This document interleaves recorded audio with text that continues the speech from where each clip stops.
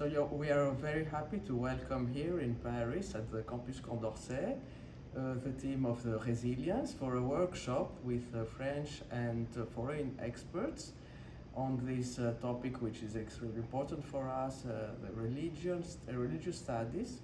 We hope that with this workshop we are going to go further in this community building and this infrastructure building we all wait for. So the team of Resilience, which was not called like that at that time, came in France in 2019 for the first time, and we had a very nice week together with the RARES program. The colleagues visited most of our collections.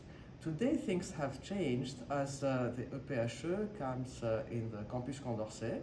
We are going to be here now, and our collections have already arrived at the Humatech library.